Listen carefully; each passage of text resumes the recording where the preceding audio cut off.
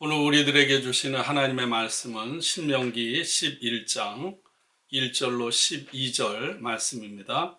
우리 다 함께 봉독하겠습니다.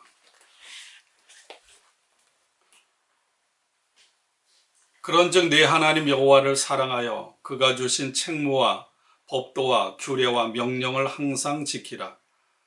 너희의 자녀는 알지도 못하고 보지도 못하였으나 너희가 오늘날 기억할 것은 너희 하나님 여호와의 교훈과 그의 위엄과 그의 강한 손과 펴신 팔과 애굽에서 그 왕 바로와 그 전국에 행하신 이적과 기사와 또 여호와께서 애굽 군대와 그 말과 그 병거에 행하신 일, 곧 그들이 너희를 뒤쫓을 때 홍해물로 그들을 덮어 멸하사 오늘까지 이른 것과 또 너희가 이곳에 이르기까지 광야에서 너희에게 행하신 일과 루벤 자손 엘리압의 아들 다단과 아비람에게 하신 일, 곧 땅이 입을 벌려서 그들과 그들의 가족과 그들의 장막과 그들을 따르는 온 이스라엘의 한가운데에서 모든 것을 삼키게 하신 일이라.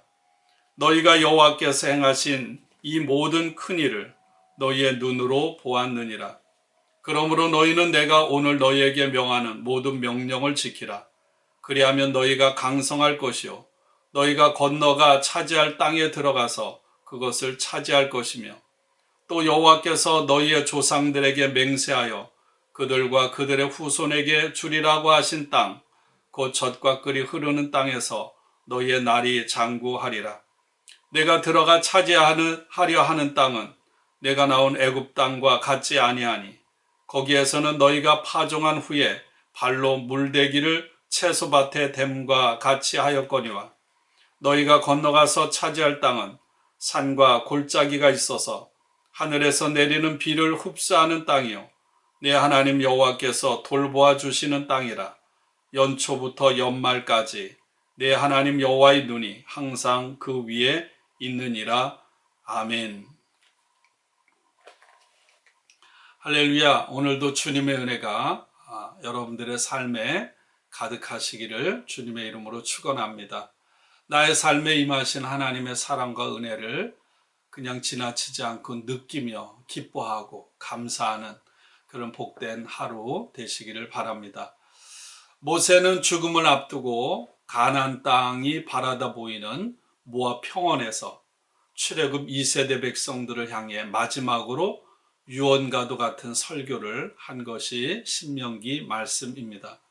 신명기 어제 10장 12절부터 11장 32절까지는 모압 평원에서 두 번째로 모세가 한 설교의 앞부분의 결론 부분이라고 할 수 있습니다. 여러분, 신명기 10장부터 11장까지 그리고 신명기 전체에는 오늘날 또는 오늘이라는 말이 굉장히 강조되어 나타나고 있습니다. 오늘 바로 여기 살아있는 우리들에게 들려주시는 하나님의 말씀이라는 것입니다. 모압 평원에서 이 말씀을 듣고 있는 출애굽 2세대 백성들에게 있어서 오늘은 애굽에서 나와서 광야를 유랑하던 이제까지의 모든 그런 40년의 상황들이 다 담겨져 있는 오늘입니다. 그러니까 오늘이라는 것은 지나간 과거와 분리된 것이 아니라는 의미겠죠. 하나님께서 옛날에 40년 전에 호렙산, 시내산에서 이스라엘 백성들과 계약을 맺었습니다.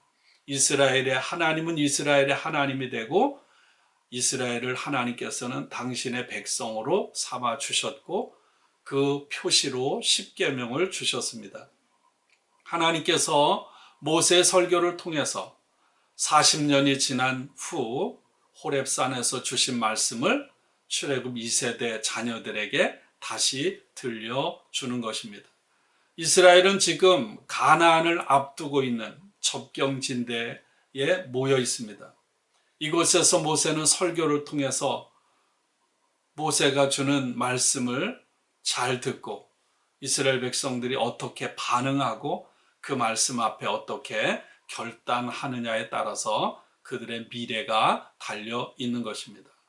모압 평지에서의 결단과 다짐, 그것은 하나님의 산 호렙산에서 아버지, 어머니, 할아버지, 할머니들이 하나님 앞에서 맺었던 결단보다도 더 훨씬 중대한 그런 상황이었음을 우리는 압니다.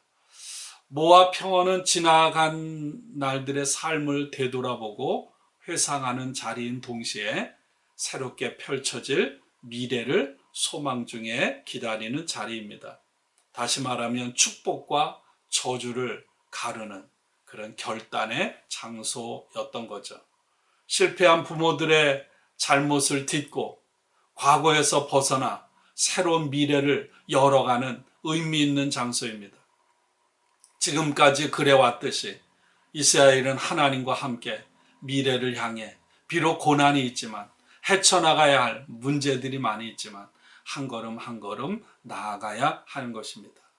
바로 이곳에서 하나님 앞에서 결단하고 하나님의 말씀에 순종함으로 나아가야 하는 것입니다. 모압 평지를 떠나면 이제 하나님께서 약속하신 가나안 땅에 들어가게 되고 그 땅에 정착해서 이제 안정된 삶을 살아가게 될 것입니다. 그렇지만 이스라엘 백성들은 그 정착 생활을 하는 안전한 그런 가나안 땅에서도 여전히 나그네처럼 살아가야 했습니다. 제가 지난 주일 예배 말씀 베드로전서 1장 17절로 23절에 사도 베드로는 이렇게 말씀하고 있습니다. 우리가 나그네라는 거예요. 그래서 제가 나그네의 삶, 서로 뜨겁게 사랑하십시오. 이런 제목을 달아서 말씀을 전했습니다. 성도, 그리스도인들은 누구인가? 이 세상에서 나그네로 살아가는 사람입니다. 이 세상에 살면서도 이 세상에 살아가는 사람들과 다르게 사는 사람들입니다. 바로 하나님을 두려워하며 사는 거죠. 믿음과 소망을 품고 매일 매순간 거룩한 삶을 살아가는 것입니다. 그리스도인들은 하나님께서 가장 귀한 당신의 아들 예수님을 십자가에 죽이심으로 우리를 구원하신, 다시 말하면 예수님의 목숨과 바꾼 하나님 앞에 소중한 사람들입니다. 저도 그리고 여러분도 그리고 만나의 공동체도 그리스도 안에 살아가는 모든 사람들이 다 그리스도의 목숨과 바꾼 형제요 자매라는 말입니다. 이 땅을 살아가는 하나님 나라 가족의 공동체로서 한 분 하나님을 아버지로 동일하게 고백하고 살아가는 하나님의 자녀들, 바로 이 은혜와 사랑을 입은 사람으로 우리는 마음으로 뜨겁게 서로 사랑하며 살아가야 할 것입니다. 무엇보다도 믿음의 공동체 안에서 다른 사람들과 가족 같은 마음으로 뜨겁게 사랑해야 할 것입니다. 저희들은 지금 고국을 떠나 아니면 이곳에 태어난 분도 있지만 LA라고 하는 땅에 정착해서 살고 있지만 우리는 이곳에서도 언제나 나그네의 마음, 나그네의 정신을 가지고 살아가야 합니다. 그것이 신앙의 여정입니다. 오늘 저들이 함께 읽은 말씀, 특별히 1절부터 9절까지는 왜 이스라엘 백성들이 하나님을 사랑하고 하나님을 경외하고 하나님의 말씀에 순종하며 살아가야 하는지 그에 대한 이유를 말하고 있습니다. 한마디로 말하면 이런 것입니다. 하나님께서 강한 손과 펴신 팔로 애굽에서 구원하셔서 광야 40년을 지나는 여정, 그리고 가나안에 들어가기 직전 오늘 이 자리까지 인도해 주셨기 때문이라는 것입니다. 하나님께서 이스라엘 백성들을 사랑하셔서 이스라엘 백성들을 애굽에서 구원해 내셨습니다. 광야를 통과하게 하셨습니다. 그리고 가나안 땅 접경까지 다다르게 하신 거죠. 지나간 이스라엘 백성들의 과거는 하나님께서 이스라엘로 하여금 하나님만을 사랑하고 하나님께만 소망을 두고 하나님만을 의지하도록 만들기 위한 그런 삶의 여정이었음을 믿습니다. 오늘 본문은 하나님께서 주도하신 애굽을 향한 하나님의 심판, 그리고 불순종하는 이스라엘 자손을 향한 징계를 다루고 있습니다. 하나님께서 어떻게 하셨나요? 강한 손과 펴신 팔로 하나님의 백성들을 인도하셨습니다. 애굽에서 바로 왕과 그리고 애굽의 모든 백성들에게 하나님을 대적하고 하나님 말씀을 따라 이스라엘 백성들을 해방시키지 않는 그 바로와 바로의 백성들에게 10가지 재앙이라는 큰 기적을 행하심으로 애굽을 심판하셨습니다. 그래도 정신을 못 차리고 해방에서 이제 출애굽한 백성들을 죽이기 위해 뒤따라오는 바로의 군대를 하나님께서는 홍해 바다의 물로 덮어서 완전히 멸망시켰습니다. 여러분, 이스라엘 백성들은 바로와 바로의 군대가 추격해 오다가 그 홍해 바다에서 모두가 수장돼 전멸되는 것들을 두 눈으로 생생하게 보았습니다. 그뿐만 아니라 출애굽하고 광야를 거쳐 오늘 이 자리 모압 평지에까지 이르는 여정 가운데 하나님의 베푸신 도우심, 그것을 생생하게 목격했기에 기억해야만 했던 것입니다. 오늘 그 말씀 이어서 이렇게 말씀하죠. 하나님께서 이스라엘 백성들을 도와주신 것만 기억하는 것이 아니라 하나님께서 징계하심도 기억해야 한다는 거죠. 특별히 루벤 지파의 엘리압의 아들 다단과 아비람을 하나님께서 징계하셨습니다. 다단과 아비람은 가나안 땅에 정착하는 그 여정, 가나안 땅에 정착하는 것은 하나님의 뜻입니다. 아브라함, 이삭, 야곱에게 하나님께서 약속하신 거예요. 그럼에도 불구하고 이것이 하나님의 뜻임에도 불구하고 그 하나님의 뜻에 순종하지 않았습니다. 이 다단과 아비람은 애굽을 오히려 적과 끓여 흐르는 땅이라고 부르면서 모세가 이스라엘 백성들을 광야로 인도해서 이곳에서 다 죽이려고 한다고 불평하고 원망합니다. 그리고 모세가 이끄는 대로 가나안 땅에 따라가지 않겠다고 백성들을 충동질하자 오늘 말씀처럼 하나님께서는 땅이 갈라져서 다단과 아비람과 그의 가축들과 그 집안의 모든 식구들, 그 장막을 삼키게 하는 징벌을 내렸습니다.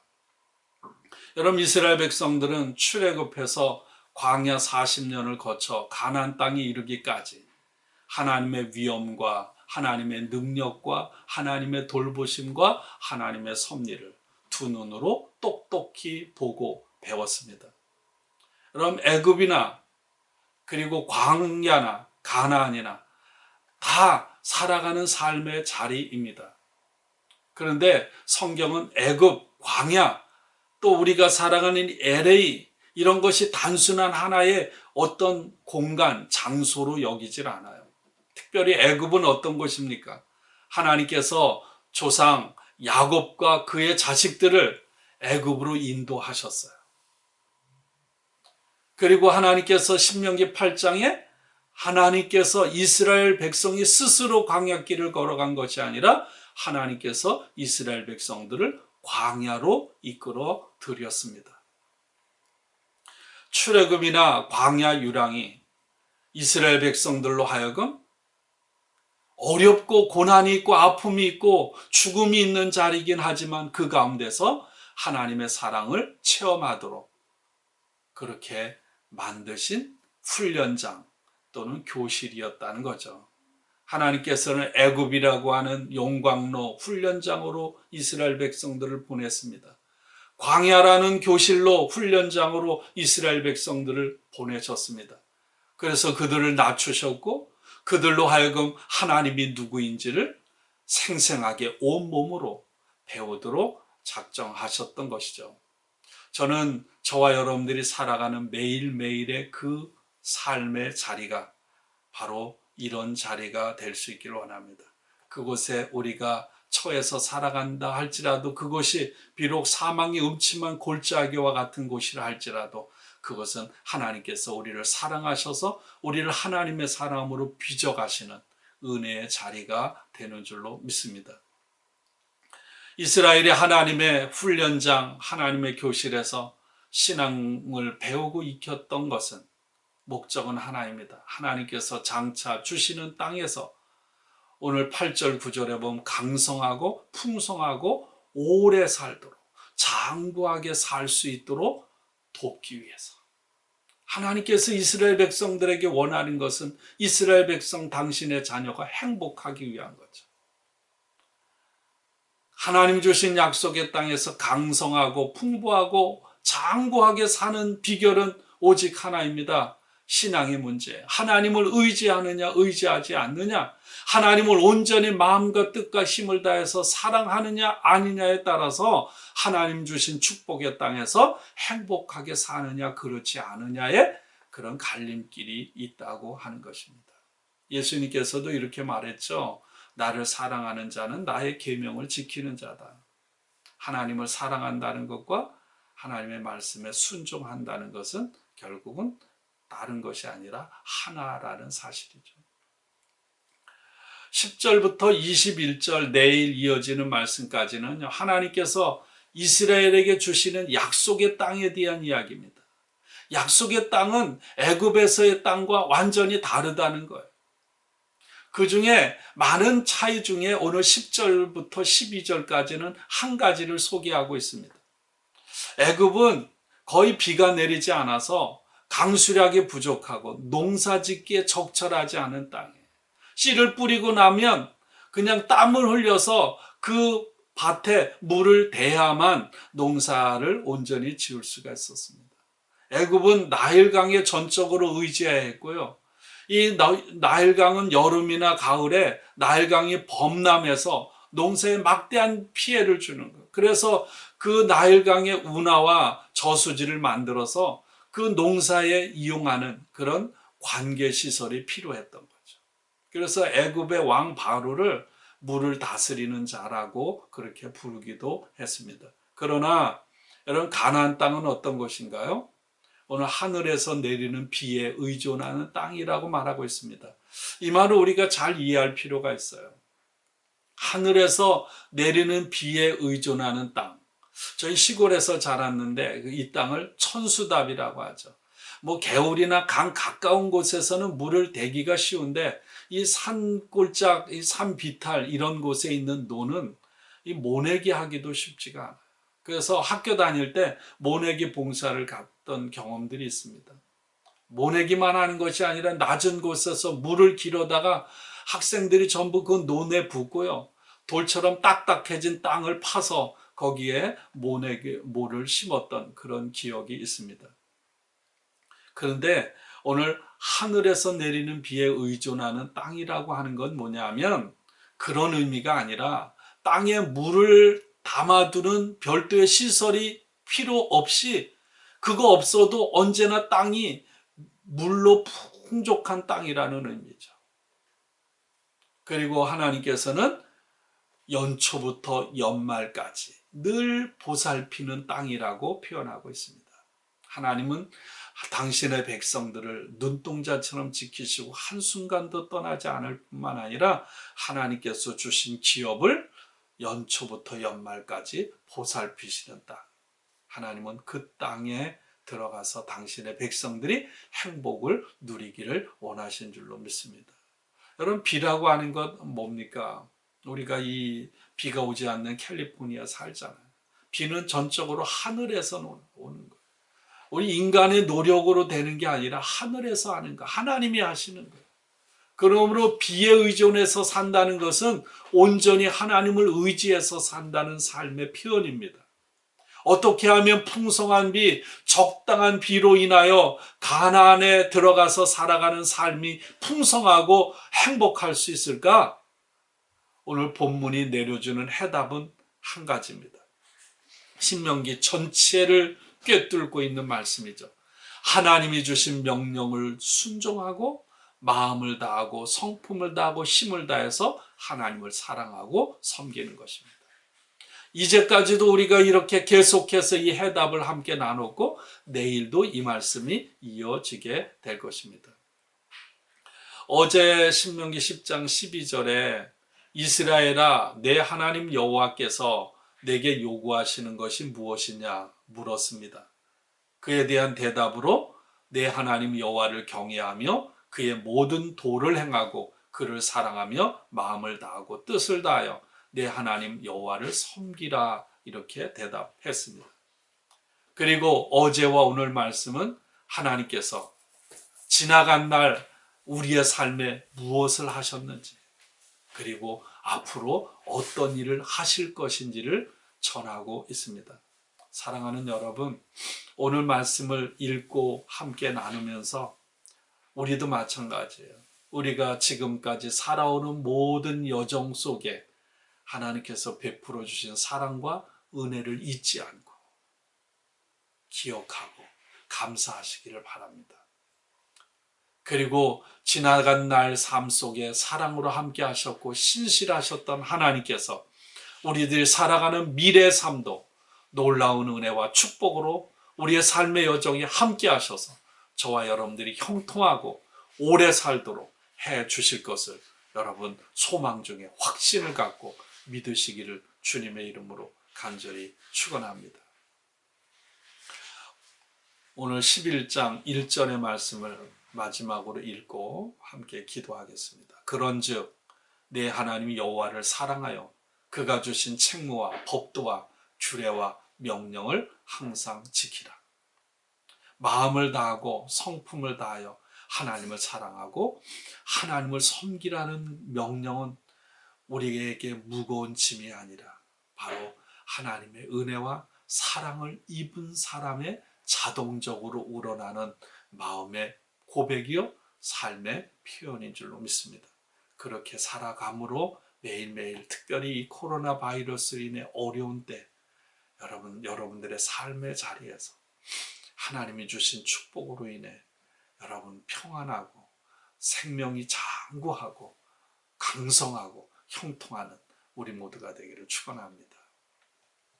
이 시간 우리 함께 기도하죠. 하나님, 오늘 말씀처럼 하나님의 은혜 감사하고 마음과 힘을 다하여 하나님을 사랑하며 순종하게 하옵소서. 만나의 모든 성도들이 어려움을 잘 이겨내고 믿음으로 승리하게 하옵소서. 코로나 바이러스로 인한 모든 상황들이 멈추어지고 무너진 일상이 속히 회복되게 하옵소서. 선교사님들의 사역에 함께 하시고 주변에 고통당하는 사람들을 치료해 주옵소서. 우리 이 제목 가지고 우리 함께 기도하겠습니다.